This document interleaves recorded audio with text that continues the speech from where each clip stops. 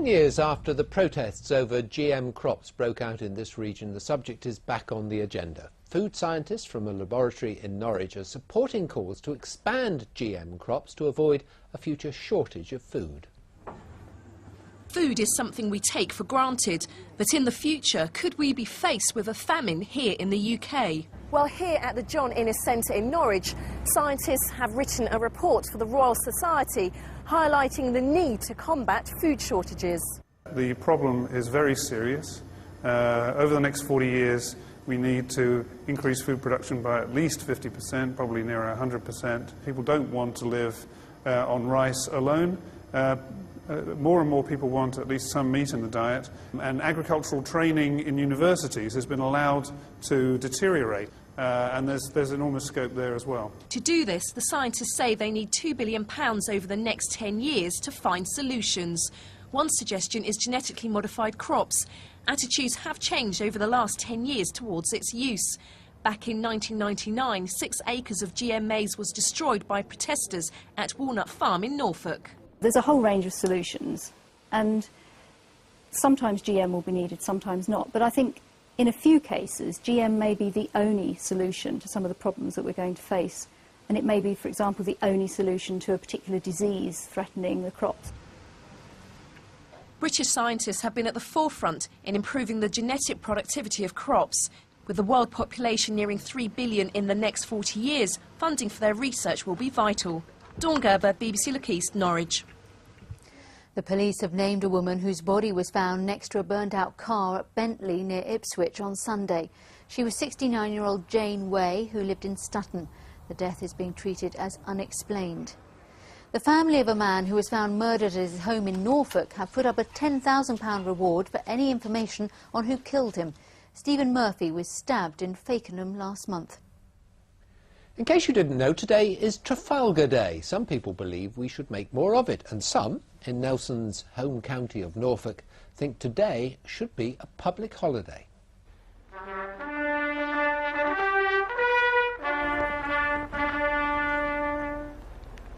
Current Norwich school pupils honouring their most famous old boy who died on board HMS Victory in 1805. It's all about commemorating Nelson, really, and the school's links with him. We have a house named after him, obviously, and it's just sort of a service to sort of remember what he means to Norwich School. In Nelson's home village of Burnham Thorpe, there are signs of the famous son everywhere. Born in 1758, as a boy he learnt to sail here. His father, Edmund, was rector of the parish church. But has the great Sea Lord done enough to make Trafalgar Day a public holiday? I think it should be. Nelson was extremely important to the country and a fantastic hero. I'd think they would be if it hadn't been for him. We probably would have been partly French. Don't get bank holidays between August and Christmas. I think it's a jolly good idea.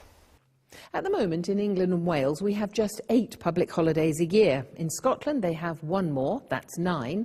In the United States, they have 11. And in France, they have a whopping 13.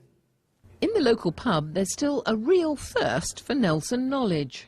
He lived with his father in the rectory and used the pub over that time. They want to know if Lady Hamilton ever came here. They want to know... sometimes they don't want to know anything. They want to tell me things, which is fascinating. And did Lady Hamilton ever come here? No. National hero for sure. National holiday, no date yet. Carol Bundock, BBC Look East, Norfolk. Paralympic swimmer Stephanie Bird, who lives in Lowestoft, has won gold at the European Championships in Iceland. She won the 100 metres backstroke for swimmers with learning disabilities. Oh, it's just been amazing, really. You know, I'm so proud to be on the team. I really can't believe I'm here at the moment. I'm just so happy. I just don't know what to say. The village of Swanton Morley in Norfolk is in the running to be the best in Britain. It took the top prize for the East of England in the Village of the Year competition. It will now go forward for the national title against 4 other regional winners. The judges looked at 4 areas: community, business, sustainability and communications. Another last-minute goal prevented Ipswich Town from notching up their first win of the season. The Blues are still bottom of the table after failing to beat Watford last night. Tom Williams was there. It's been a grim start, Ipswich's worst ever. Fans arrived in the hope their fortunes would change. Plenty to chew over, heading into game 13. Well, you've got to have faith in the manager, you've got to have faith in the club, you've got to have faith in the players, you've got to have faith in them all, and we've all got to get behind them to see them through this. Is it tough to be patient? No, not really.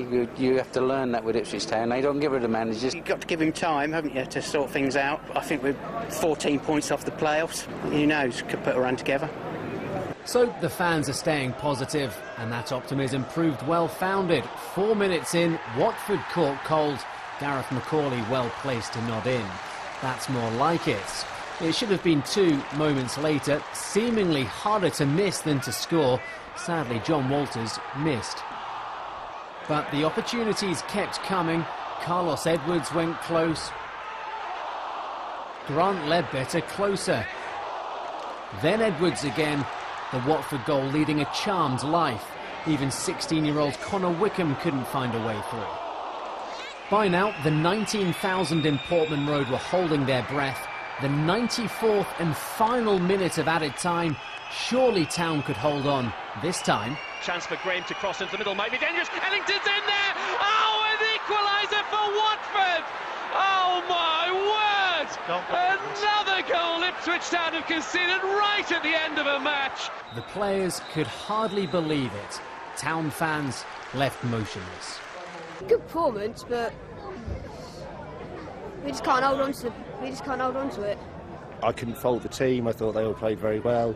I think we're just very unlucky. You got to stick by them. The crowd were behind the team tonight all the way. It's just a real kick in the teeth. Late goals are killing you. Yeah, very much so. Again, whether it be a lack of concentration, maybe a lack of self-belief because we've not won for a while. The late goals, as you said, are killing us at the moment, but it's a test. It's how we react now again on Saturday. I think we're playing some decent stuff, but it's just that win we need. A solemn walk home. Their team still the only club in the English leagues without a win. Tom Williams, BBC Look East, Ipswich.